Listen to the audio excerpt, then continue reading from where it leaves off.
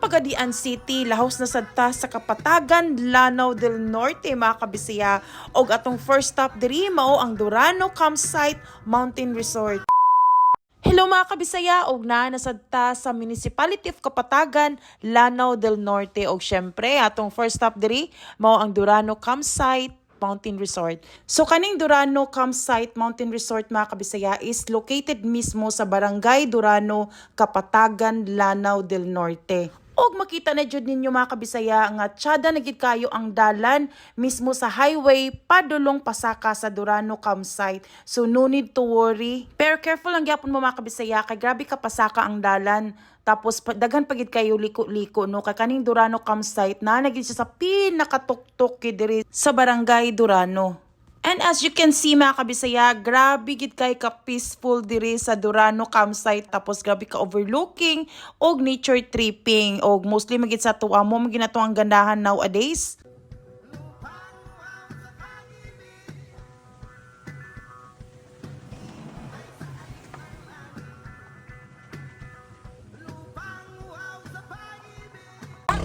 Sir. Oh, ma'am. Sabi. Kung doon na mo sa Durano Campsite mga kabisaya na ay mag-collect sa inyo toll fee diha which is the 20 pesos. Pero that's really okay mga kabisaya kay kanang 20 pesos dili gid na siya bugat no kay per vehicle ang pagbayad ana. So diri ang parking area mga kabisaya and then backline na lang dayon mo papunta sa campsite o kanang green atop da mo magbayad og environmental fee.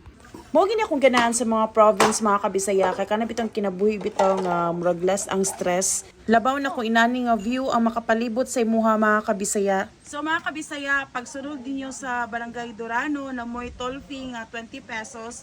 O before sad mo makasulod sa Durano view na mo'y 4 pesos nga environmental fee. Wow!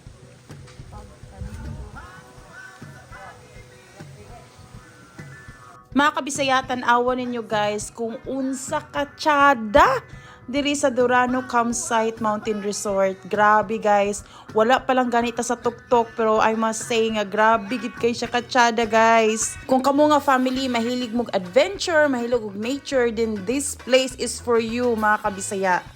So mga kabisaya, from the toll fee nga 20 pesos tapos ang environmental fee nga 4 pesos, sa entrance diri sa Durano View magbayad na sa tag 50 pesos. Sa pagbayad ninyo mga kabisaya, muna siyang giingon na registration, entrance 50 pesos.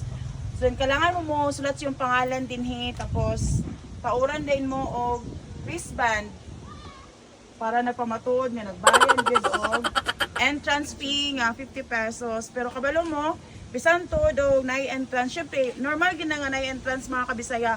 Pero di mo magmahisad sa view diri sa Durano. Mga kabisaya, lahi ang bayad sa entrance fee sa wala nagcamping o sa nagcamping entrance fee. Kaya kung gusto mo magcamping, 100 pesos each ang bayaran ninyo. O napod slight tents to rent diri sa Durano View. All ma'am is na good for 2 to 3 packs. Ang masulod sa mong tent nga extra small is 800 pesos. Ang small nga, ang maximum occupancy is 3 to 4 packs. 950, medium 4 to 5 packs 1,100, large na tent 6 to 8 packs 1,300, and ang among extra large is 1,800. Ang masulod is 10 to 15 packs po. Tapos kanang mga free nga breakfast nila sir, kuha na siya, lalahi sa extra small, small, medium, large, and XL. Sa tanan na siya ma'am, from extra small to extra large, na siya free nga food. Pero para sa duha lang din siya. Ah, okay. Bisan Yes. pag, so kung ako, Sa example sa extra large 10 to 15, tapos 11 man mo kabuok, ang duha lang ato na ay food ma'am. okay. Dahil ang katong nabilin niya 9, sila na mag-provide silang own food. So mas maka-save day gihapon kay syempre after manguta sa camping tent, so mas mayo nga magbalo na lang gyud, di ba? Kay Pwede ma'am. duha ra man gyud ang kuan. Anyway, what time mag-open diri sir? Kuan, ang amuang pinakasayo gyud diri ma'am is 6 AM.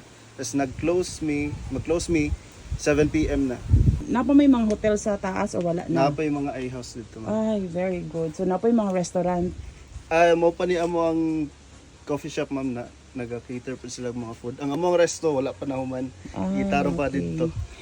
Hello mga kabisaya, kung namoy time, gusto mo mag-relax, gusto mo escape sa reality, gusto mo mag-unwind, mas nindot laagon diri sa Dorano View Campsite and Mountain Resort kay as in refreshing ang palibot, nindot ang vibe og tinuod yun yung maka-escape ka sa reality. Pag ani na mo sa Dorano Campsite mga kabisaya, lain na gid kayo ang panahon kay gaulan-ulan na gyud. Kay ting-ulan naman gyud, di ba? So mo na siya inana gid ang itsura niya.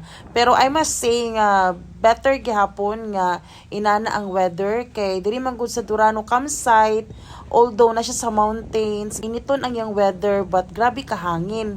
Grabe mga kabisaya, grabe gi ko ka-amaze gyud sa Dorano Campsite. Pasaka pa lang galing ta pero grabe na gid kanindot ang palibot nga imong matan-aw diri.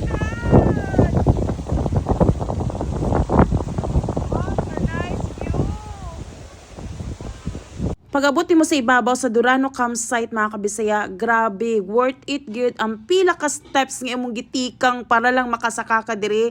Ang mga hangak na imong gibati sa pagsaka diri sa Dorano Campsite, it's all worth it mga kabisaya. Kay inana kanindot ang imong matan-aw nga nature. Grabe guys, grabe.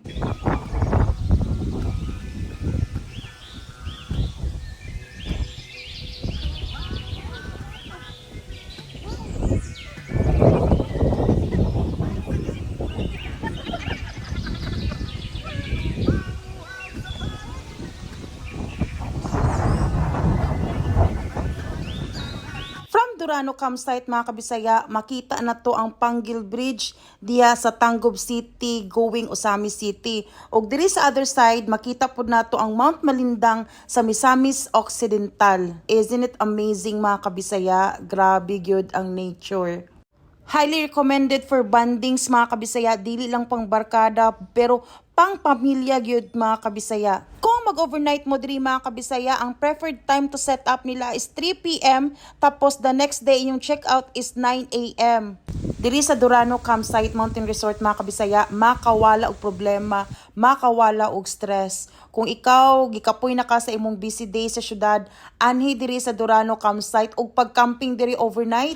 Sa tinud lang mga kabisaya, at that moment of time nakatulog jud kay ko din na no, kay grabe gid kay ka refreshing, distressing, everything gyud nga mura bitog mo kuan siya sa imong self nga di ka ganahan mo uli na. Diri sa Dorano Campsite mga kabisaya, kung ganahan mo mag-camping overnight, mubayad lang gitag 100 pesos each. Tapos kung namoy tents, pwede lagi ninyo na dalon og magbayad lang gid ta og another 200 pesos if ever dili mo gusto mag-rent, which is makatipid gid mo kung namoy kagulingong tent ninyo. Kung dili mo ganahan mag-tent mga kabisaya, napos lagi na offer nga A-houses diri sa Dorano View nga pwede niyo ma-rent overnight og dira pod dapit ang camping area nila. What a view mga kabisaya. So guys, if you're looking for a place na maka-escape mo sa mga busy days sa city, go here sa Dorano View. Guys, sinani kanindot inyong makita oh, tanawa.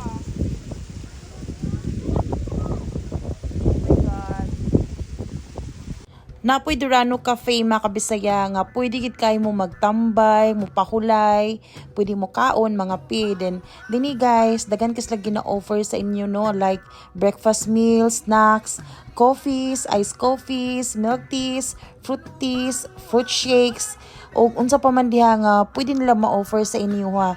Og ang nakanindot pag diri sa Dorano mga kabisaya kay walay internet connection. So kung if ever mag-uban mo with your families, best for bandings gid siya mga kabisaya kay wala gigahawid og phones maski isa kaninyo. And what are you waiting for mga kabisaya? I-try na ninyong visit ning Dorano View Mountain Resort mga kabisaya kay highly recommended gini para sa kuano, best for bandings, not just for friends, barkadas, loved ones, but families.